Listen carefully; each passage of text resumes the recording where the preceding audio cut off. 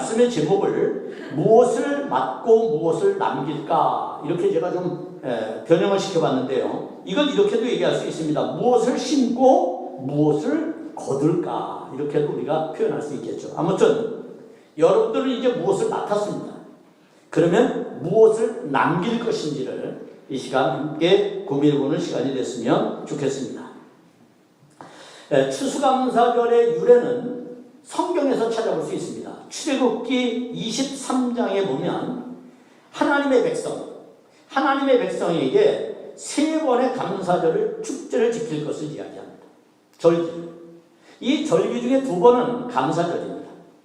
하나는 우리가 지키는 것처럼 맥주감사절, 그리고 지금 추수감사절이라고 얘기할 수가 있겠죠.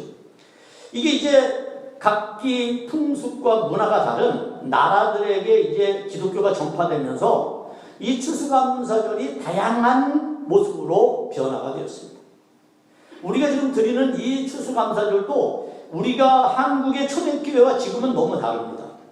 저도 어릴 때 보면 저희 부모님이 농사를 져서 추수감사절 때가 되면 마차에다가 쌀을 잔뜩 싣고 교회로 갔던 그런 모습들을 제가 떠올려 보게 됩니다. 이런 모든 가정들이 지금은 우리가 그렇게 전문적인 농사를 짓지 않기 때문에, 그래서 어떤 사람들은 추수감사절이 왜 필요하냐 이렇게 말하는 분들도 있습니다만 그것은 뭘 몰라서 하는 얘기죠. 추수감사절이라는 건 내가 꼭 농사를 지어서만 되는 건 아니에요. 여러분의 삶에 어떤 열매든지 열매 없는 인간은 없어요. 그렇기 때문에 우리가 그런 것을 하나님 앞에 감사하며 더군다나 모든 것의 주권이 하나님께 있다라고 하는 고백이기 때문에 이 감사절은 그 어떤 것보다도 신령한 것이고 그 어떤 것보다도 거룩한 예배다 이렇게 얘기할 수가 있습니다. 하나님을 최고 최상의 하나님을 고백하는 시간이기 때문에 그렇습니다. 만약 우리들 중에 하나님이 나의 주인입니다 라고 고백하지 않는 분들이 있다면 이 자리에 있을 리가 없었겠죠. 그러나 우리는 하나님이 모든 것의 주인되고 더군다나 내 영혼의 구세주가 되십니다 라고 하는 것을 고백해서 이 자리에 와 있습니다. 그 고백의 표현이 뭐냐? 이렇게 과일도 있을 수 있고 여러분이 드린 헌금도 있을 수 있고 또 이렇게 나무의 열매로 감사 나무를 만들어서 우리가 표현하는 이런 방법이 될 수도 있을 것입니다. 아무튼 다양한 변화로 바뀌어왔습니다. 더군다나 지금은 이제 우리가 농경사회가 아니라 산업사회를 거쳐서 4차 산업혁명 사회로 지금 진입을 해서 살고 있단 말이에요.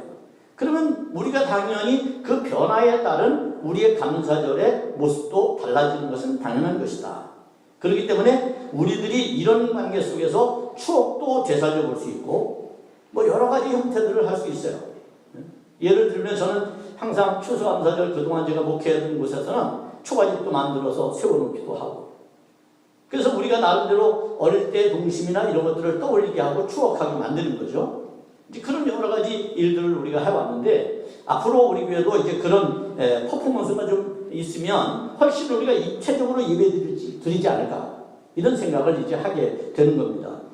아무튼 그럼에도 불구하고 올해는 갑자기 찾아온 코로나19와 사상 유례가 없는 긴 장마, 그리고 한반도를 둘러싼 경제전쟁, 강대국들의 치열한 싸움 때문에 사실 우리는 지금 매우 어려운 시기를 보내고 있는 게 사실입니다. 참 힘들어합니다. 삶의 위기감이 우리에게 그 어느 때보다도 깊이 그림자처럼 드리워진 시대입니다. 그런데 여러분 생각해 보십시오. 그런 와중에도 이 나라가 그리고 이 백성이 얼마나 건강하게 잘 이 문제를 대처하고 있나 말이죠. 이거는 다른 나라도 찾아볼 수 없는 일들이에요. 그럼 그 안에 어떤 정신이 우리에게 있을까요? 바로 공동체의 정신이 아직도 우리에게 있다는 거예요. 공동체의 정신. 이것이 서로를 살게 하는 이유가 됩니다. 그런 의미에 있어서 우리가 어떤 위기적인 상황, 어려움들 이런 것들이 닥칠 때마다 우리에게 그것을 돌파하고 이겨내고 극복하게 하는 여러 가지 정신적이고 영적인 기운이 우리에게 있는데 그 기운들은 바로 감사절을 통해서 이것이 표현되어지고 극복되어지고 나타난다는 겁니다.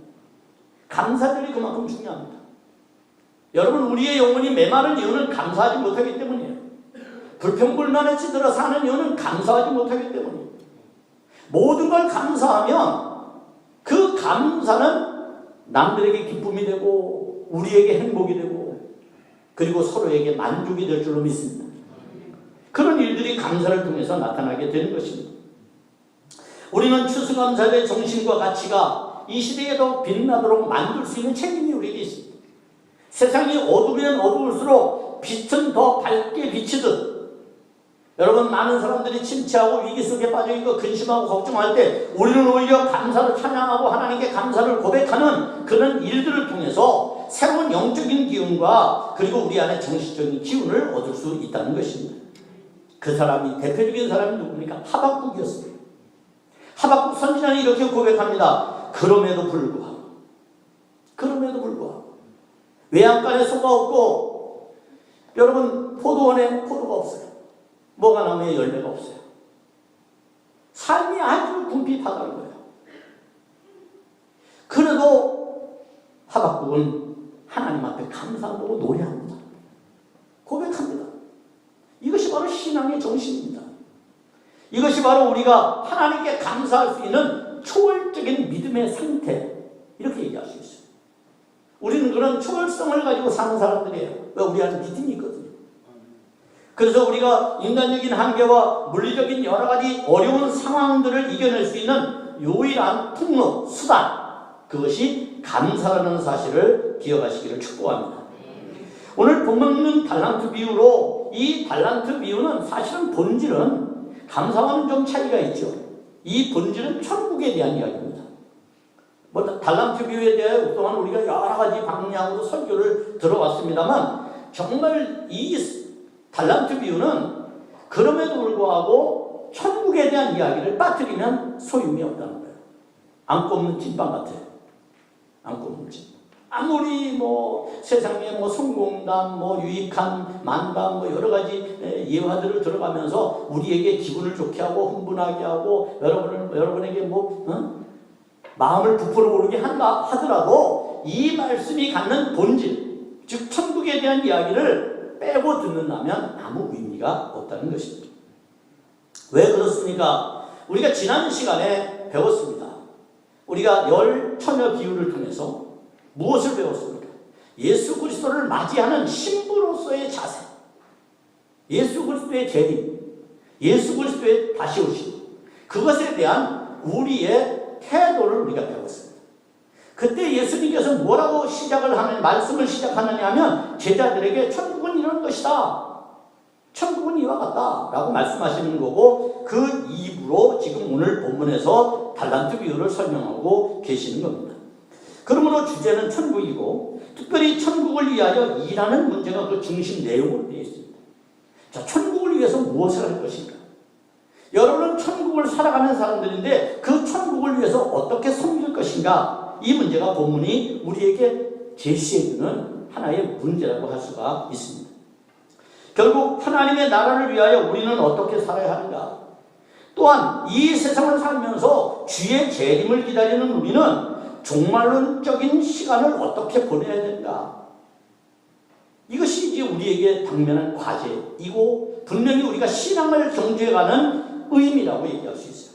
신앙생활은 바로 그런 거거든요. 다시 오실 주님을 기다리는 거거든요. 마라나타 주 예수 오시옵소서. 그게 성경의 마무리예요. 그렇다면 오늘 우리에게 있어서 다시 오실 예수님을 맞이하기 위하여 우리는 지금 어떤 준비를 하면서 어떻게 살아야 하는가? 이것에 대해서 제자들에게 예수님께서 지금 비유로 말씀을 해주고 계시다는 겁니다. 특별히 본문에는 이 천국에 대한 비유를 이야기하면서 당시 로마 제도가 갖고 있는 여러 가지 제도들을 가지고 이야기를 합니다. 소위 세상 문화, 세상의 제도들을 가지고 이 비유를 예수님께서 설명해 줍니다. 따라서 이것은 다분히 상업적인 각색을 가지고 있어요. 상업적인 것. 장사에서 이득을 남기는 상업적인 것 말이죠. 그래서 본문에 보면 돈, 분배, 노력, 결과 등등에 관한 이야기들이 그 안에 이렇게 내재되어 있습니다. 여러분, 이것은 이런 의미로 보면 이 본문은 여러 가지 방법으로 쓰일 가능성이 높다는 겁니다. 의도하는 데에 따라서. 의도하는 데. 성공주의자가 이야기할 때는 성공에 대한 이야기를 할 거고요. 어떻게 많은 이익을 남길 것인가에 관한 이야기를 할 거 아닙니까? 그런 다양한 이야기들이 제기될 그리고 제시될 가능성이 있다는 거예요. 그러나 분명히 제가 앞에서도 말했습니다만 잊지 말아야 하는 것은 이 내용은 그 어떤 경제적인 상업적인 내용이 아니라는 거예요. 이것은 오직 천국에 관한 이야기예요. 이것을 잃어버리면 성경을 반쪽짜리만 읽는 거라고 얘기할 수가 있습니다. 다시 말하면 천국을 바라보며 천국을 사는 오늘, 그리고 현재에 무엇을 하면 어떻게 살 것인가. 예수님께서 예수님의 제자인 우리들에게 제시해주는 이 시대의 우리의 사명, 그리고 우리의 충성, 그것은 뭐에 관한 것인가.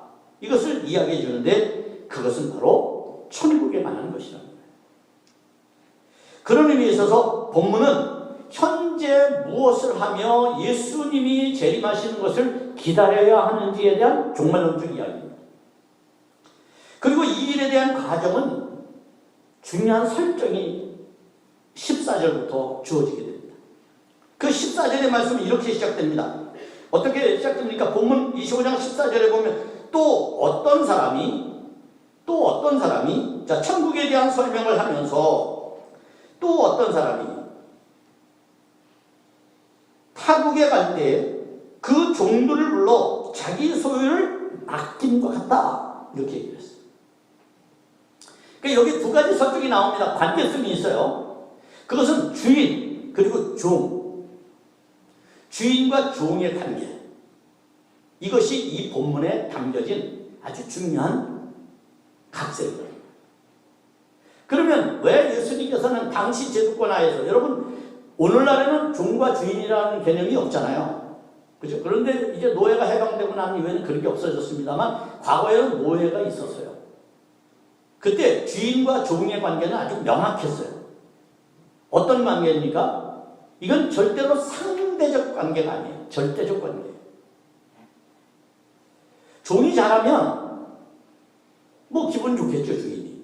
그렇지만 종이 잘한다고 해서 주인이 어떻게 할 수 있는 건 아니에요. 왜? 종은 종으로서의 주인에게 충성해야 되는 것이기 때문에. 이건 절대적 관계죠. 소위 말하면 주인이 종의 생사 여탈권을 쥐고 있는 것과 같은 상황이에요.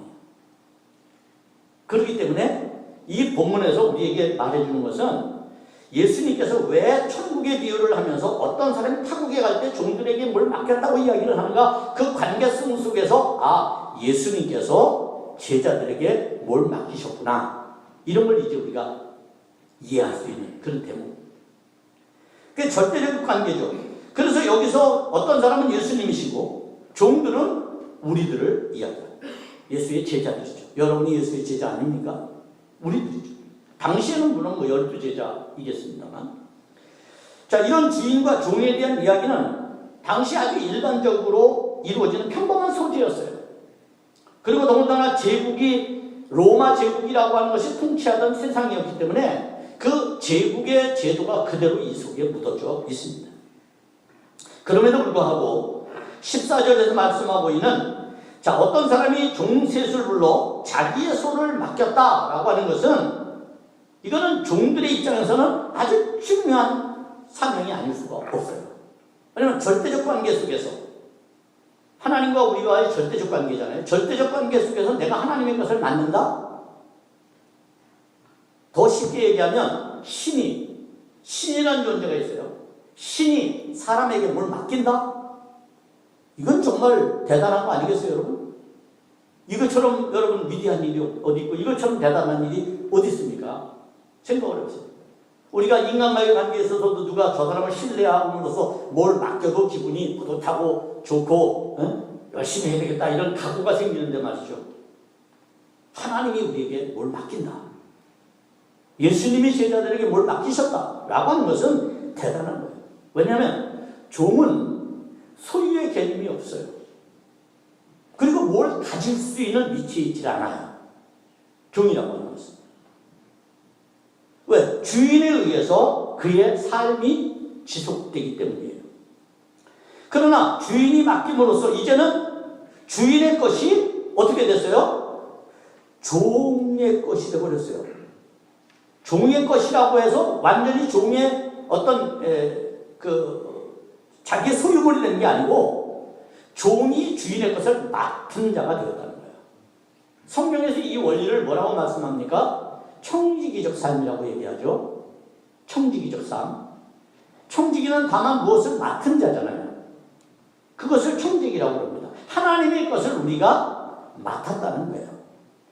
이것이 이제 본문에 그리고 성경에 흐르는 가치라고 얘기할 수가 있습니다.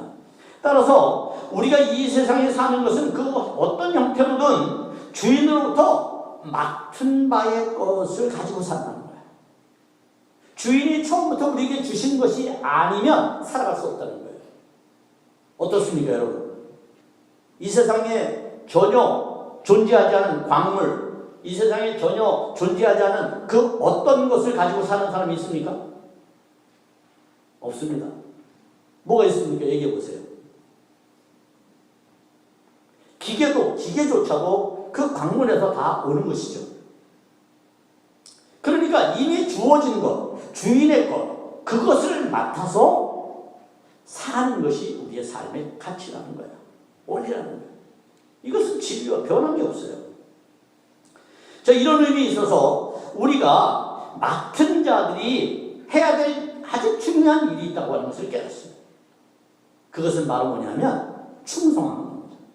이때 충성은 어떤 거냐? 맡은 자로서 충성하는 것이죠. 무엇을 맡았든지 그 맡은 것을 가지고 충성하는 거예요. 소위 이렇게 표현하면 어떨까요? 자, 모든 것을 통해서 우리에게 모든 것을 주신 하나님 앞에 천국을 위해 그 모든 것들을 섬기는 도구가 되어야 한다는 거예요. 이게 바로 신앙의 원리라고 할 수가 있습니다. 자, 하나님의 나라를 위해서 내가 가진 것, 내가 누리는 것, 내가 살아가는 모든 것들을 어떻게 천국을 위해서 섬겨야 옳은가라고 하는 것을 늘 질문하며 살아가는 것, 그것이 예수 믿는 사람들의 삶의 태도라고 얘기할 수 있어요. 자, 오늘도 내가 하나님의 천국을 위해 하나님의 나라를 위해서 어떻게 섬길까? 무엇을 가지고 섬길까? 자, 오늘 추수감사절이고 우리가 교회에서 예배드리고 교회를 세워가는 우리가 공동체를 이루고 있어요. 그러면 여러분이 가진 것을 가지고 어떻게 이 교회를 위해서 섬길까? 하나님의 나라 확장을 위해서 어떻게 섬길까?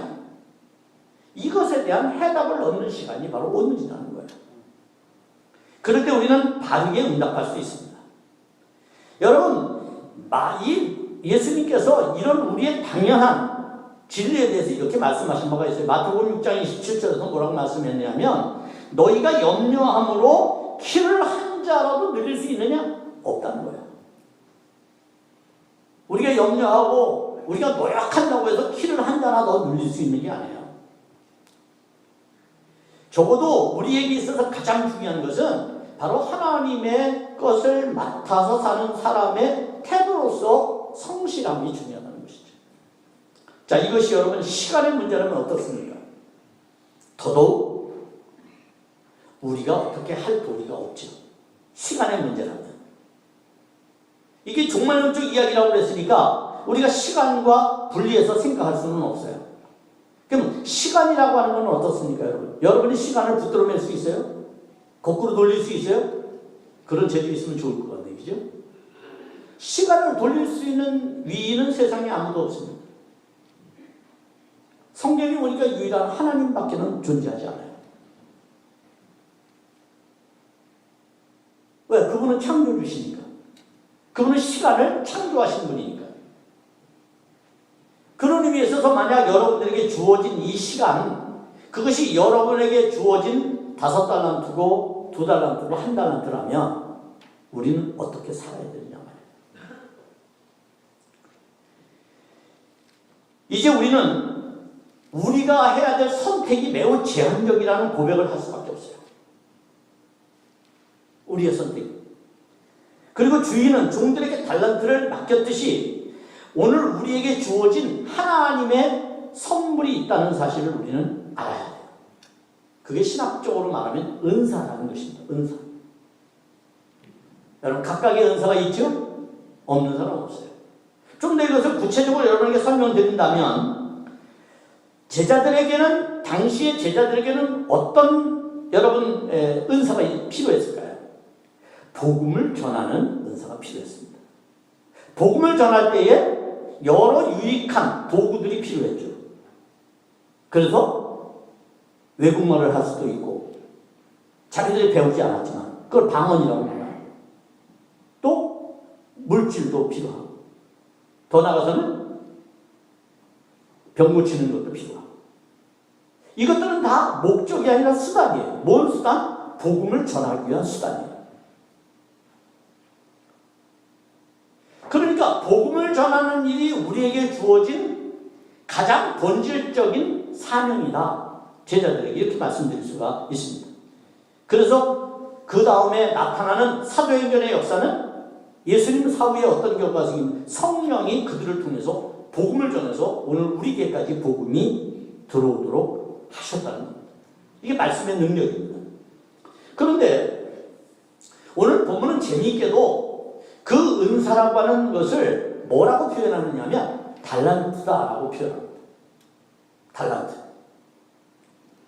그냥 은사라고 그러면 좋았을 텐데 당시 예수님은 세상 제도, 소위 말하면 로마 제도권 아래서 사용되어지고 그리고 사람들이 일반적으로 이해할 수 있는 것을 가지고 비유를 삼으셨기 때문에 오늘 그 내용을 나중에 사도들은 은사라고 얘기를 하잖아요. 사도행전 이후에는. 근데 지금은 예수님께서 달란트라고 이야기를 한다는 거예요. 이 달란트는 두 가지 의미가 있습니다. 첫째는 재주, 재능 이런 의미가 있어요. 자, 여러분 재주가 없는 분 있나요? 재능이 없는 분이 있어요? 다 있어요. 뭐에 따라 다르긴 하지만 장르가 여러분 너무 많잖아요. 여러분이 재주를 보려면 못할 게 뭐가 있겠어요? 다 가지고 있거든요. 사용을 안 해서 그렇지. 여러분 재능이 있어요? 없어요? 있어요. 그 재능을 말하는 거예요. 달란트가. 따라서 우리는 이 재능을 가진 사람을 아주 특별한 재능, 소위 말하면 선천적인 재능이라고 부릅니다. 낳을 때부터 여러분에게 주어진 재능들이 있어요.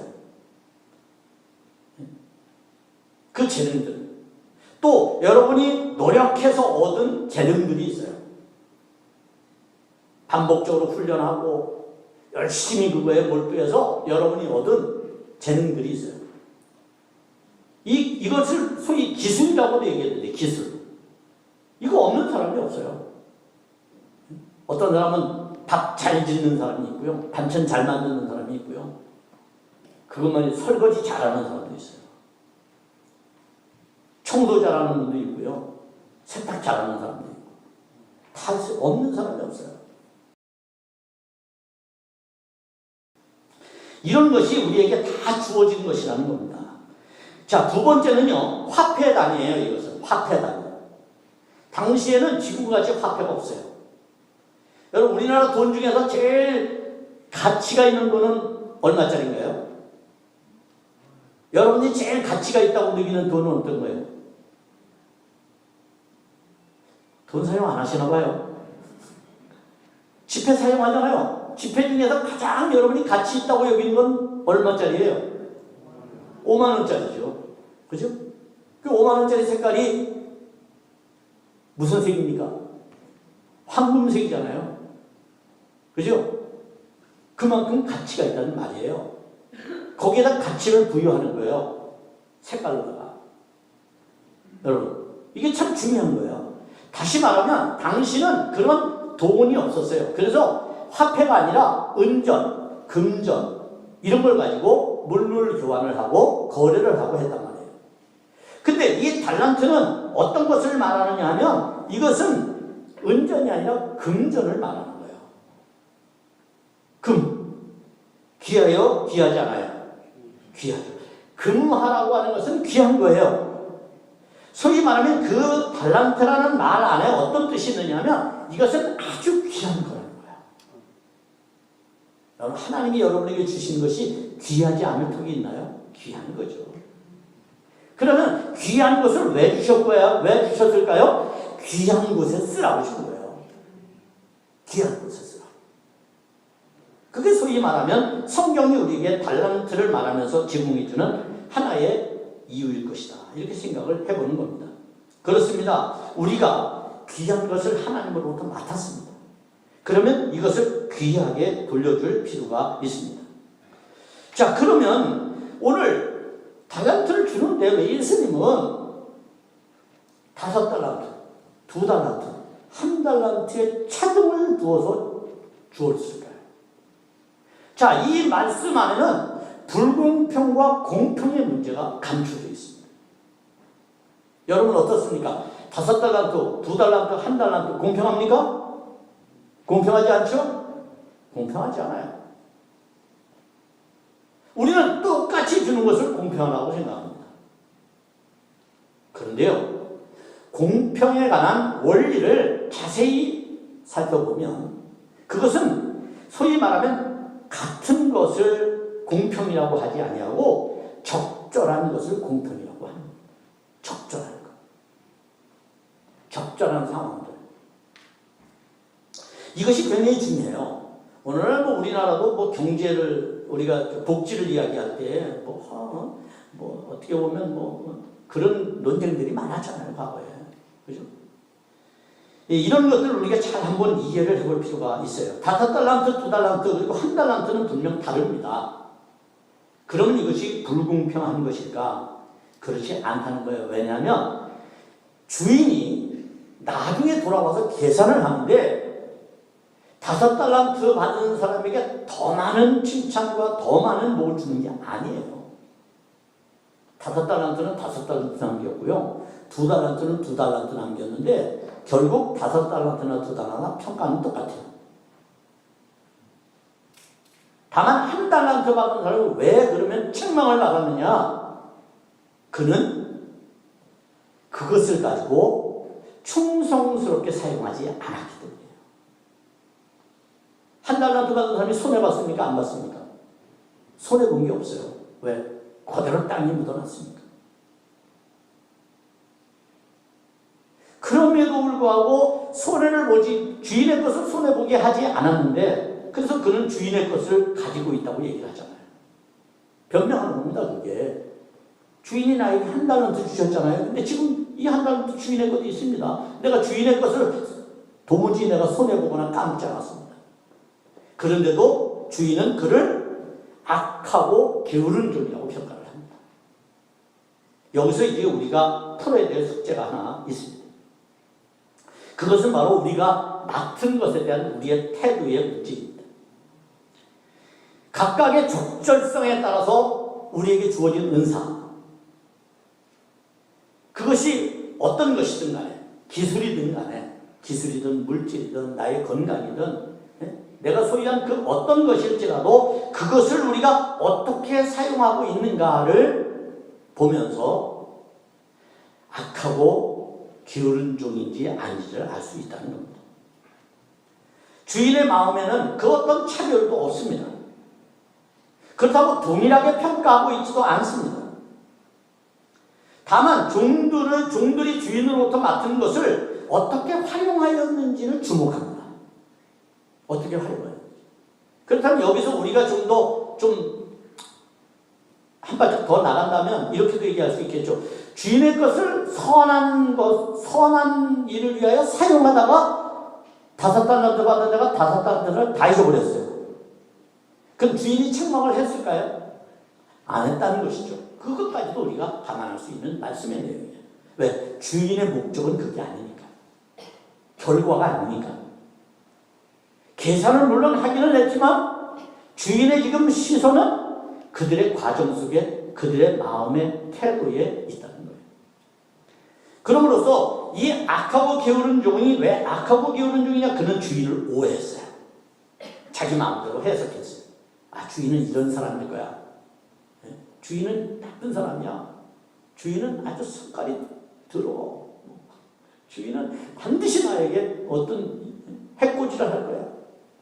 뭐 이런 생각을 하다 보니 두려웠어요. 두려우니까 이거 절대 까먹으면 안 된다 생각하고 땅에 묻어 놓았던 거예요. 그 1달란트를 받았기 때문이가 아니라 그러니까 주인에 대한 오해, 소위 말하면 우리가 예수님에 대한 오해로 이 땅에서 잘못된 삶을 살아가는 게 얼마나 많냐 말이에요. 자, 그러면 자, 예수님께서 자, 우리에게 열 처녀의 비유를 말씀하시기 전에 어떤 말씀을 하셨나요? 예수님께서 하신 말씀은 예루살렘이 성전이 무너질 것이다. 그리고 종말이 올 것이다. 이런 이야기를 해주셨어요.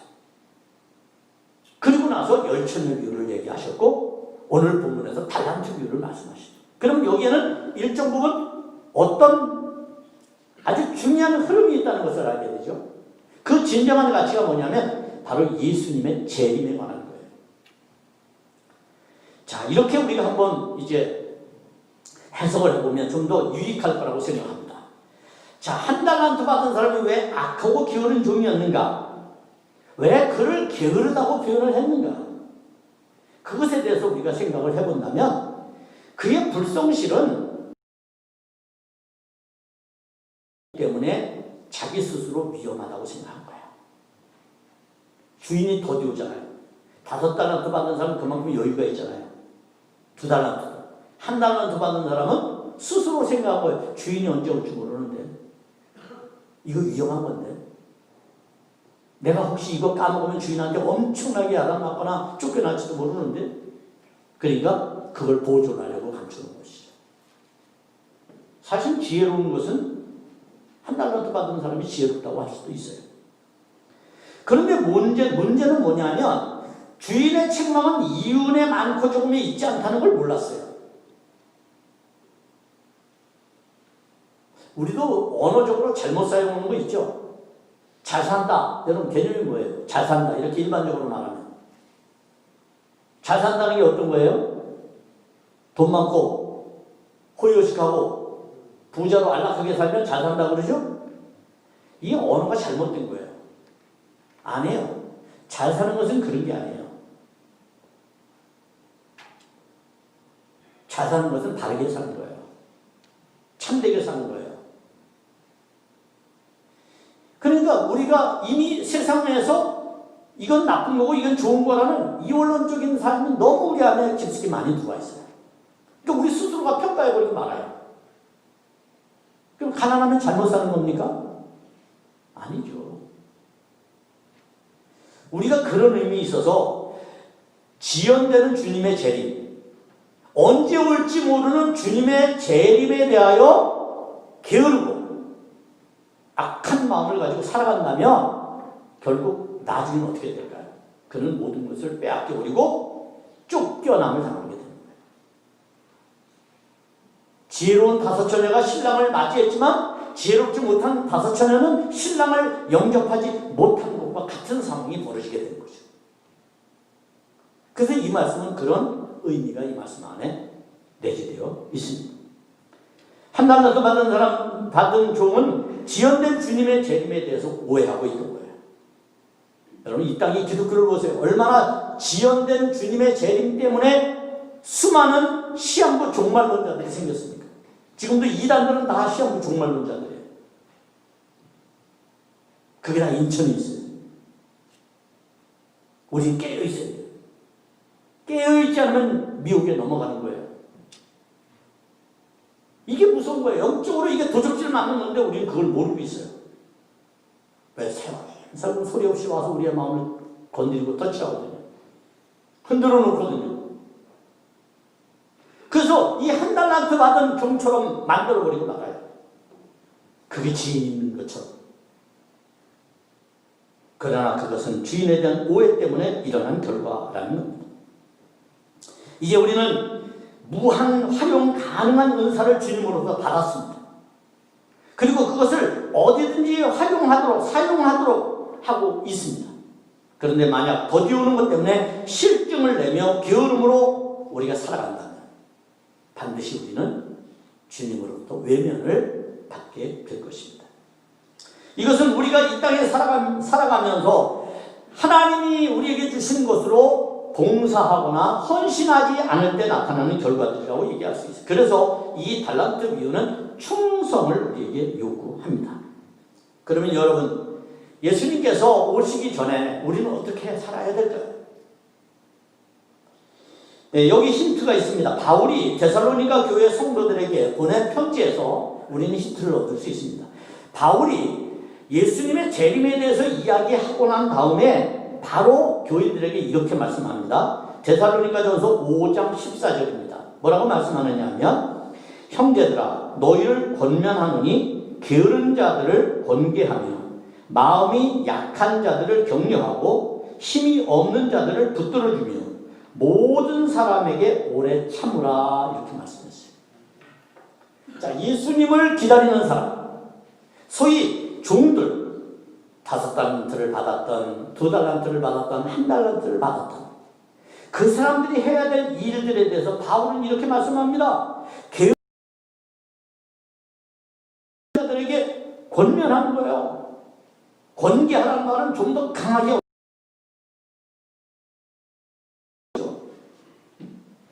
그들을 영적으로부터 게으름에서 빠져나오도록 말입니다.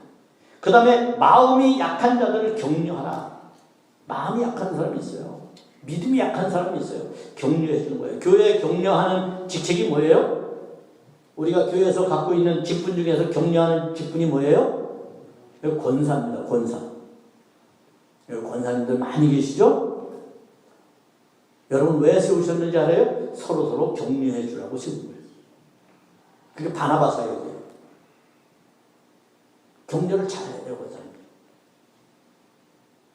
흠을 잡고 책망하고 트집 잡는 게 권사가 아니고, 집사들에게, 또 새로운 교인들에게, 믿음이 약한 사람들에게, 환우들에게, 실패한 사람에게, 눈물 흘린 사람에게, 한숨 짓는 사람에게 가서 걱정하지 마, 주님이 함께하자,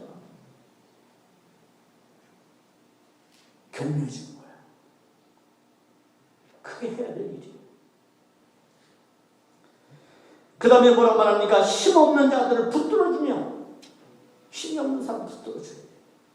손 놔버리면 안 돼요. 끝나거든요. 붙잡아줘요. 그 다음에 모든 사람에게 오래 참으라. 왜 모든 사람에게 오래 참으라 했을까요? 이것은 박해의 상황을 빗대서 말씀한 거예요. 당시 교인들에는 박해가 말도 못하게 컸거든요. 생명의 위협에 노출됐고요.